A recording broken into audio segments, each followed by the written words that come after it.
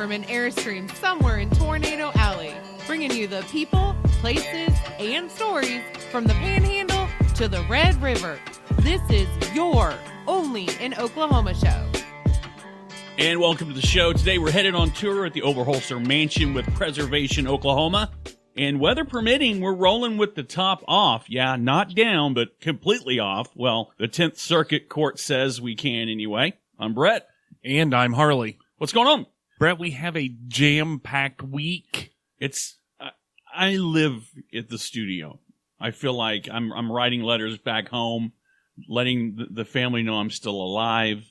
You know, I'm having children born without me there. I don't know. I feel like I'm in Korea. This show has definitely been a lot more interactive as far as you and I are concerned. Oh, yeah. I mean, in our previous life, I don't think we talked to, it was an introverted podcast to say the very least. There is no cut and paste when it comes to the OnlyinOKShow show. You really got, it sounds corny, but I really feel like we have a better opportunity getting out there and we are seizing every opportunity we can to talk to just anybody that'll say hi to us. We're really talking to a lot of cool people as well. I'm having a blast. I'm having a lot of fun. I'm hoping that it is translating to the end product. I'm hoping that the listeners are getting as much out of this as we're putting into it.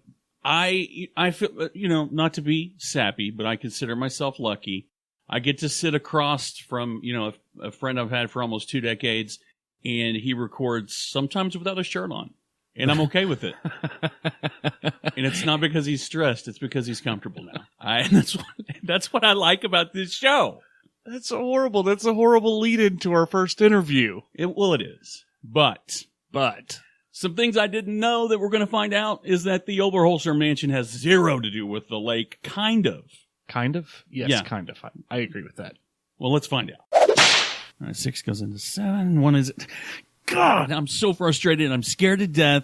I'm an independent contractor, and I don't want to get punched in the jimmy by the IRS. Brett, why don't you give our buddy Justin over at the Holiday Tax Group a call? One of their specialties is tax preparation and planning, and then on top of that, if you have a run-in with the IRS, they're going to have your back. Perfect, but how do I find them? You can reach them at holidaytaxgroup.com, and if the independent contractor thing works out for you, they also do estate planning, so they got you back on that one as well. Oh, thank goodness. Thanks for the advice. That's holidaytaxgroup.com. Holiday with 2 L's. All right, well, if you spent enough time in Oklahoma City, you've heard the name Overholser from me, mainly in reference to Lake Overholser over the years, which is aptly named after Ed. But that's not what we're here for. It's his dad. It's Henry Overholser, which is who we're here to talk about today in his famous mansion on Hudson, and maybe get a scary story or two from our guest today. Joining us from Preservation, Oklahoma, and the Overholser Mansion is Lisa Escalan. Lisa, welcome to the show. Thank you for having me. I didn't know. I think I was 40 years old when I realized that Lake Overholser's not named after Henry. It is named after his son, who is our mayor.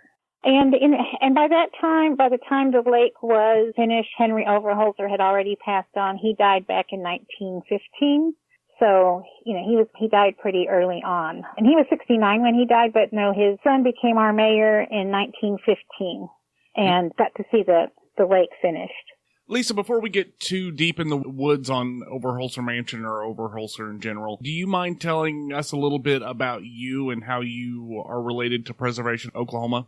Well, I started here at the Overholser Mansion as a volunteer back in the early 90s when me and my family moved close to the neighborhood here. At the time, the house still was owned by the Oklahoma Historical Society, and it became property of Oklahoma Historical Society back in 1972, and it opened for tours, and I would just help out occasionally during, Christmas and holidays and things like that. And then Preservation Oklahoma is the proud steward and manager of the mansion, and it's just one of the things that Preservation Oklahoma does. And I'm employed by Preservation Oklahoma, and we serve to promote historic preservation statewide throughout the state of Oklahoma. And the Overholser Mansion is just one of the things that we do, and we are open for tours during the week from Tuesday through Saturday, and our tours are given on the hour at 10, 11, 12, 1, and 2 o'clock. That's great. I'm fascinated now with Preservation Oklahoma. How can people find out a little bit more about that? I know that's not kind of the focus of today's discussion, but how can people find more information about that?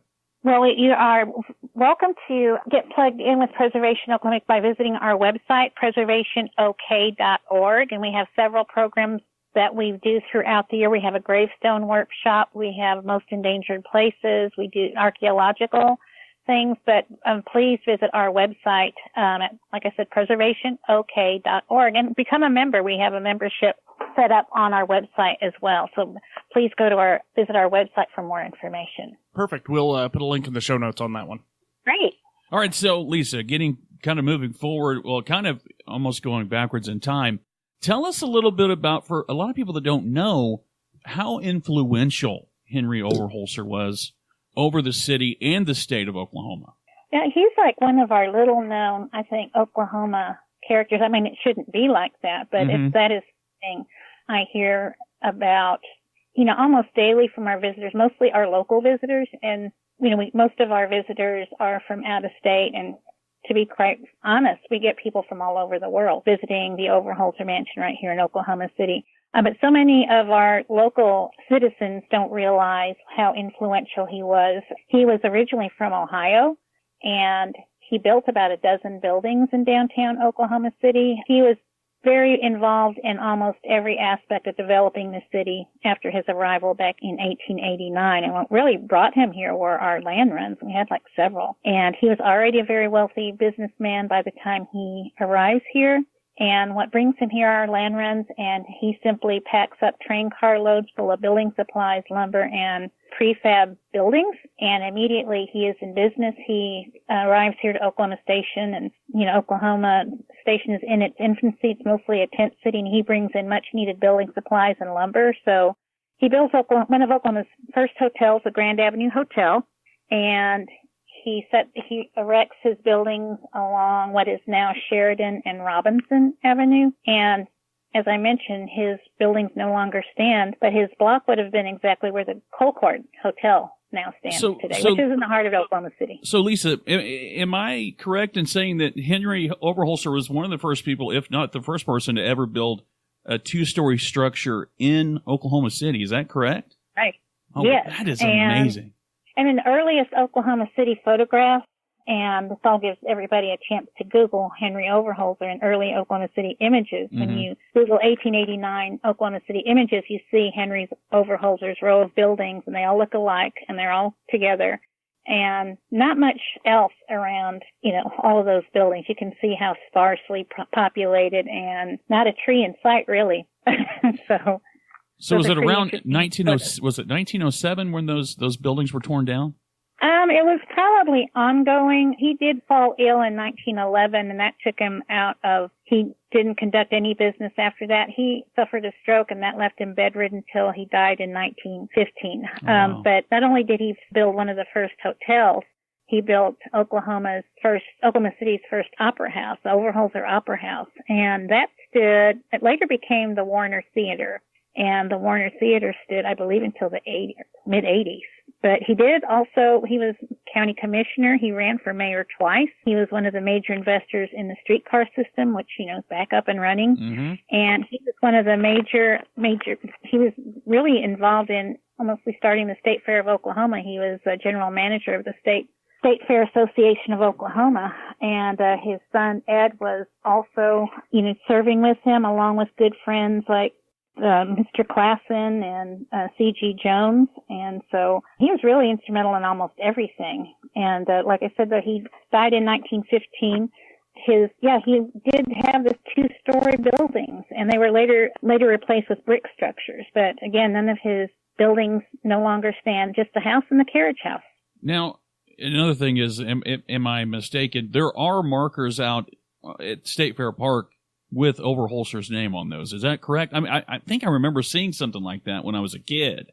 I would hope you do. I haven't been out there. He deserves to have a marker out there. I'm not sure for certain at this point at State Fair Park if there is one. If there isn't, there should be. So the only thing standing, you said, was the mansion and the carriage house? Yes. The carriage house is where we begin our tours, and both of the structures were built in 1903, so we are talking pre-statehood. And in 1901 is when Henry Overholser purchased the property that the carriage house and the main house sit on today, and he paid $1,000 for each lot, and that was a lot of money in 1901. And what was happening is the neighborhood area at that time in 1901 was being developed by Mr. Klassen, Mr. Colcord, and Mr. Nichols, and these are all friends of Henry's. And Henry was the first one to buy. People really kind of laughed at him when they heard that he paid $1,000 for each lot, because this is way outside of Oklahoma city limits, believe it or not. Right. The city limit at that time stopped like on 6th Street.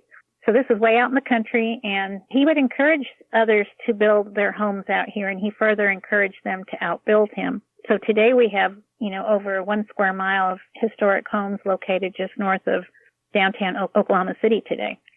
So in terms of the mansion, a lot of stuff going. It is an absolute gorgeous home. It kind of reminds me a little bit of the Winchester Mansion, a little bit. It looks so intricate and so well thought out and put together. Kind of take us through a guided tour of the mansion. So the mansion is 12,000 square feet, and Henry and Anna Overholser hired architect W.S. Matthews out of the Matthews and Rice firm of Kansas City, and it is 15 rooms. On our tour, we start through the family entrance and continue on through the main entrance, which is around the corner. But the main focus of the tour is the intricacy of the decor inside, because it is still furnished with the furniture that Henry and Anna Overholser chose for the house. It still has the English carpets. It still has stencil walls and ceiling. And those are all original. They've never been restored. Henry and Anna Overholser hired or commissioned an artist from Kensington School of Art in London, England, to come out and do the stencil work in the house. And it took him 2 years, and he lived on the 3rd floor. Whoa. Of the house. That is crazy. And that is, and it's beautiful. I mean, the intricacy of that, that is, the ceilings and walls alone are works of art, as well as the stained glass windows. There are 109 windows in the house. There are 19 closets, 7 fireplaces, 6 bedrooms. And on our tours, we go to all 3 floors. But I think probably the biggest takeaway of the mansion is we have photographs of the rooms that we tour.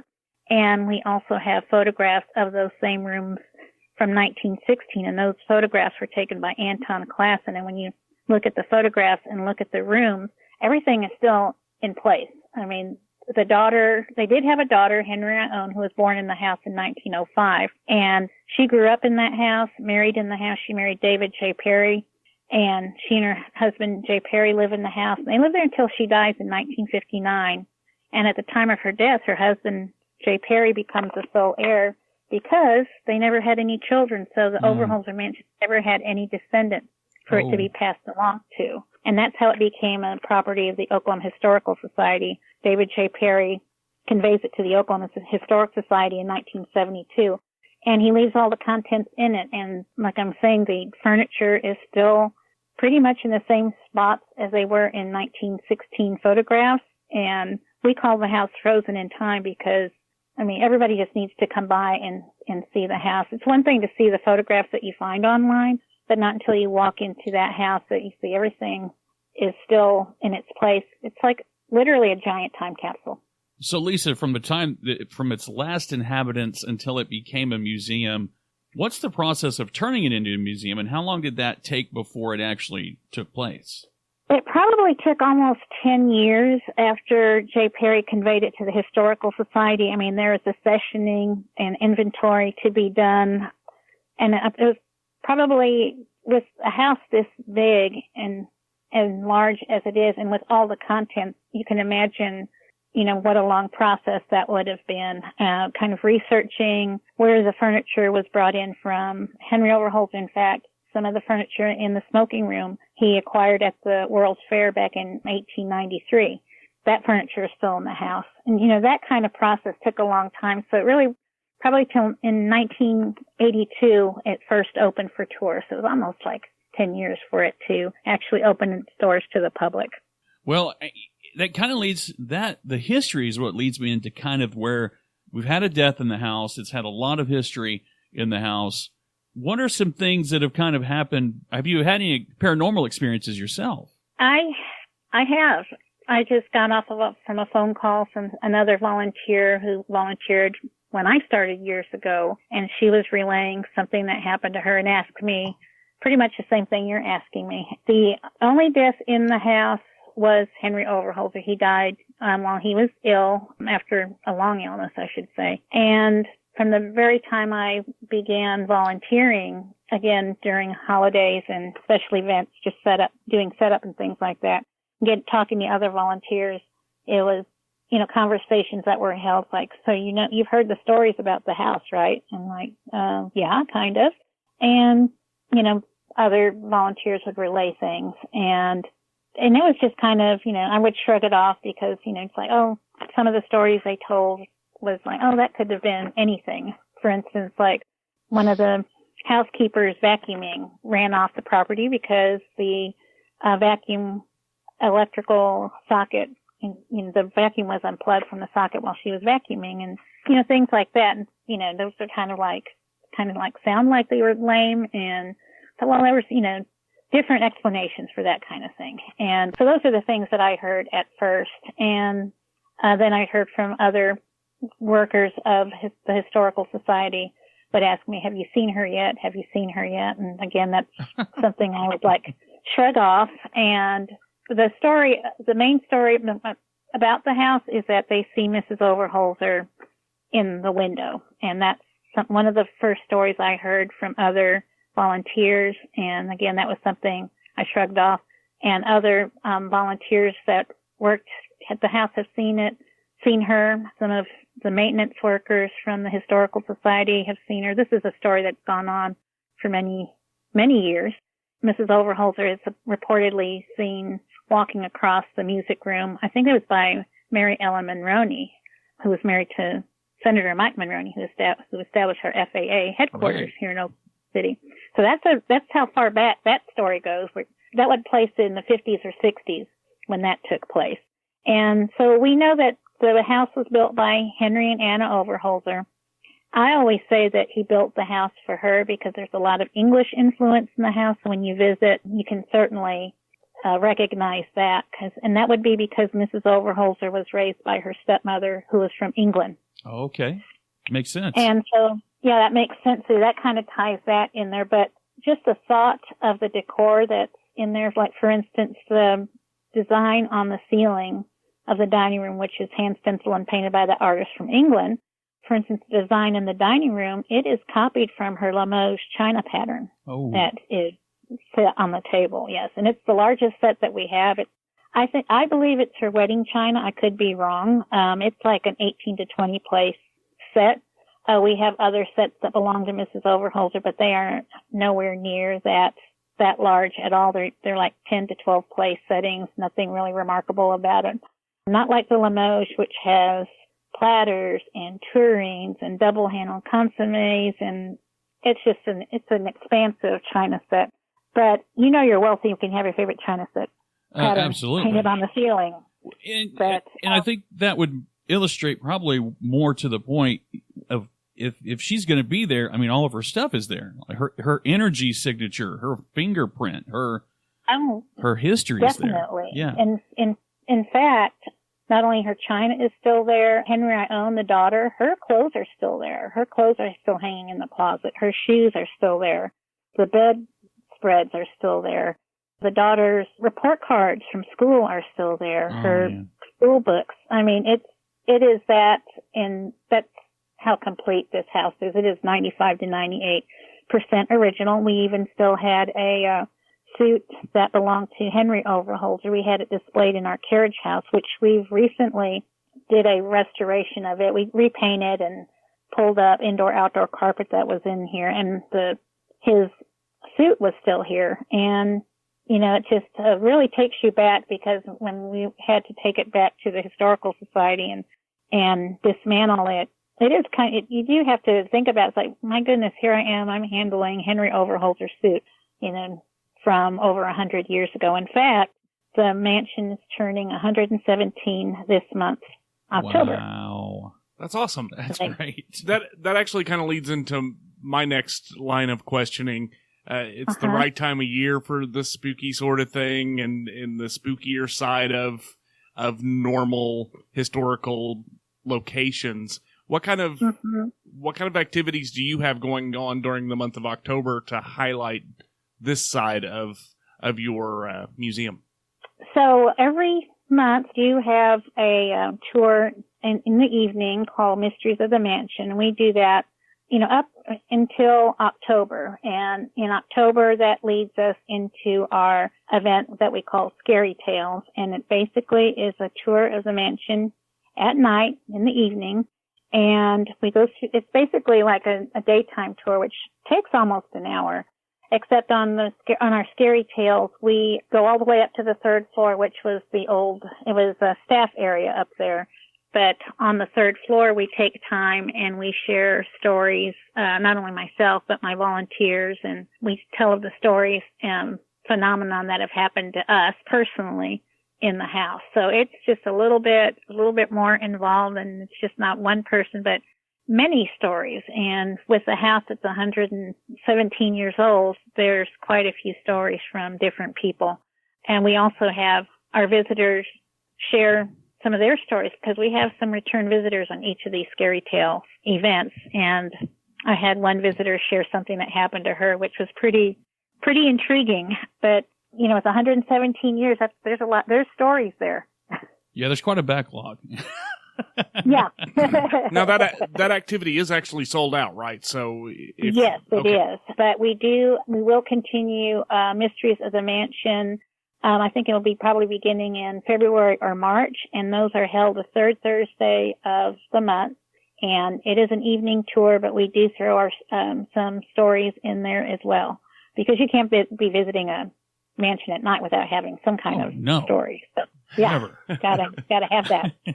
Well, it sounds super creepy. I actually think this is one Brett could attend, though. Brett doesn't like jump scares, so as long as you don't have anybody hiding in one of the closets. No, nobody's hiding. Nobody's going to jump out at anybody. It's, you think there's a lot of younger kids there. No, it's mostly adults. And what that leads me to my question is it an all ages event? Is it kind of just what your heart can handle? It's probably not suitable for younger children, but teens are fine and welcome. And that Scary Tales tour, it runs about an hour to 2 hours, because people don't get tired of hearing scary stories, or especially around this time of year. Well, your tour runs about 2 hours, but I run about a flight of stairs in about 10 seconds. So if it gets too heavy, I'll let you know. I'll be in the front yard waving gracefully. That's fine. So, Lisa, on that part, what's the best way for people to learn more about the events that you have at Overholser Mansion? You can, of course, follow us on Facebook, but visit our website, Overholser Mansion. And, all kinds of things will pop up. I was just looking this afternoon, we do have our Christmas programs also starting. We decorate for Christmas, of course. So, but if you go to our website again, preservationoklahoma.org, we have both of those things joined together.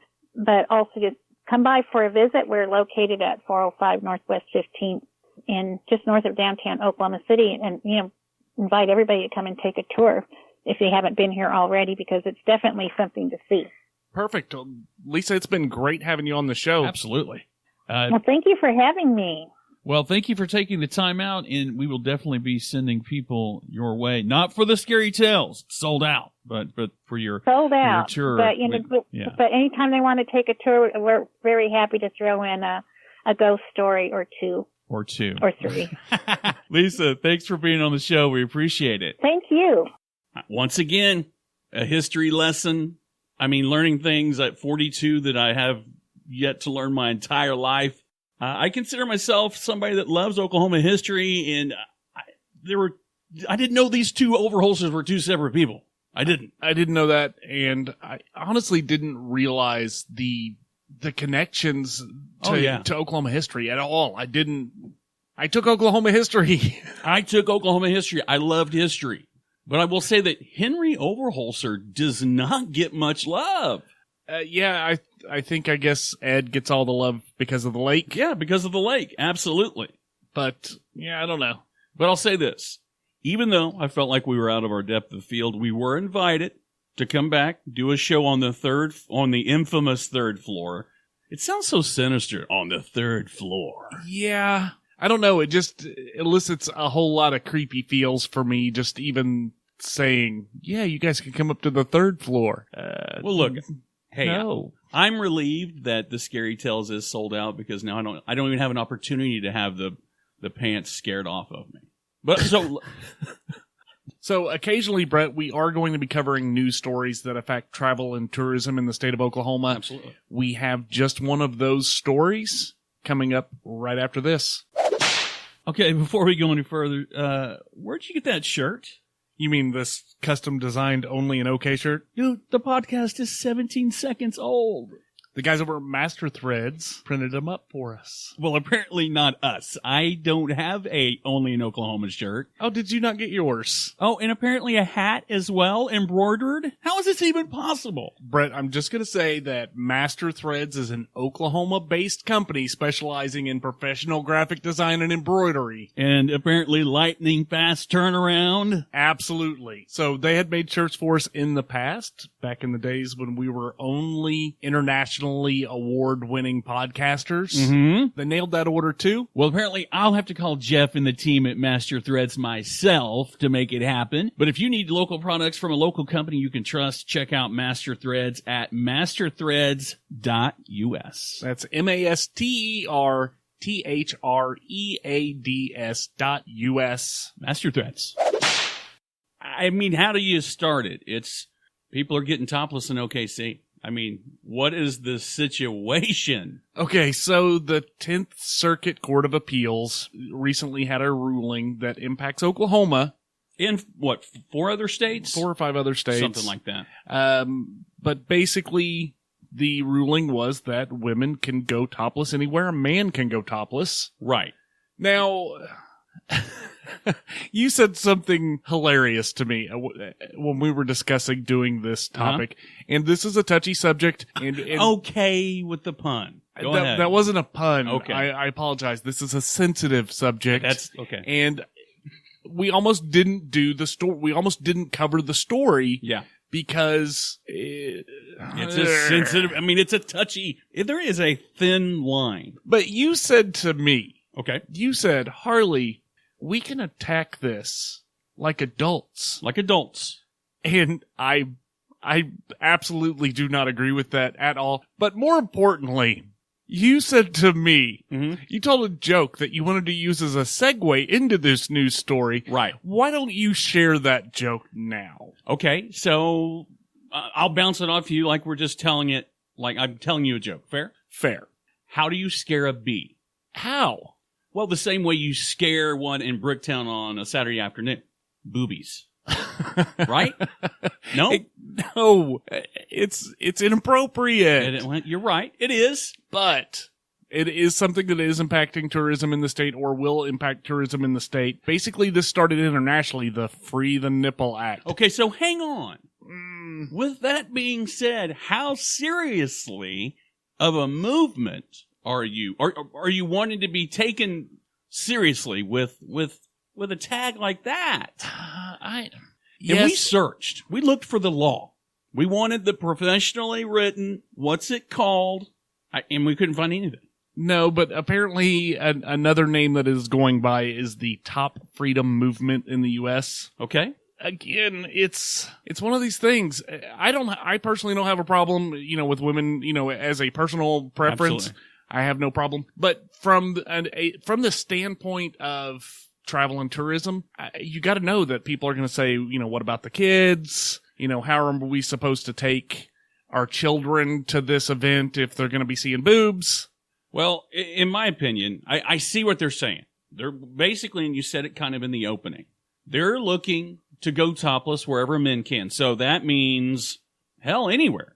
In terms of recreation, there are a lot of public places that have I mean, it's called public. Right. But again, I think there are plenty of places where I see men without a shirt on, and I'm pretty much like, dude, put a shirt on. And to be fair, I'm one of those guys that I promise people of Oklahoma and the surrounding areas, you will never see me without a shirt. I am a self-proclaimed never nude. I wouldn't do that to myself. I won't do it to you.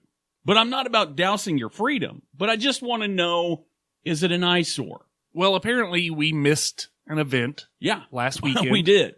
Oklahoma's first topless scooter ride in Bricktown. Uh-huh. It was organized by Brandy Hargrove. Once she had confirmed that this new legal precedent was in place, she started organizing it immediately. Now, only 4 participants showed up topless. Okay. But I don't think a lot of people were super pleased with it. Yeah, I heard one passerby said that they felt like they were in Vegas, and she couldn't even have her kids down there. Right. And again, there's so many things down there.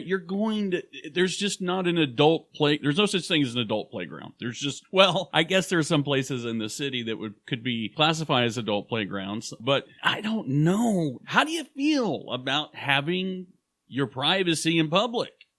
I just don't, I don't know. I think this is honestly a question that needs to be further debated. I don't know that you and I are the right people to be having this conversation or to make any sort of decisions on this. Because honestly, if women started walking around topless, we would just giggle a lot. We would giggle a lot. I did notice that there were a lot of police in place down there. I mean, you're going to run into situations where there are going to be people that are deliberately putting themselves in those public areas to be predatory. I mean, you're just going to have it. Yeah, I agree with that. But honestly, I think we need feedback from the listeners. Is this good for tourism, bad for tourism? Is it something you want to see? Is it, Well, and you said it's a sensitive, I mean, there were a lot of just misguided puns earlier on when you were pitching this. Yes. Is it a sensitive area for you all? Stop. Gosh. Dude. I know. There's no, we're just a couple of 12-year-old boys. We really are. But again, my promise to you as your local podcaster, you will not see me without my shirt on. Just not going to happen. But here's the deal. We're all for rights. We've got medical marijuana. I mean, we've passed a lot of things through. Mm-hmm. And I just think it was a logical step. It's a 10th Circuit thing. I mean, it was going to happen. I don't know. Do you grin and bear it? I said, golly. See, there's no way. There's no. You said bear it. Right. How do we get out of here? I don't know. I really don't know. What do you guys think, honestly, though, about the tourism impact? I think that's a question that I would like to know. Absolutely. The answer to. You can find us on all of the social media, OnlyinOKShow. Drop us a line. Let us know your thoughts. Are you pro, con, somewhere in the middle? Did we take it too far, bringing it up at all? I don't know. I think that's a legitimate question. Really? A legitimate question that needs to be answered as well. Per the usual, OnlyinOKShow.com. Hey, get in the conversation. Let us know what you think. I'm Brett. I'm Harley.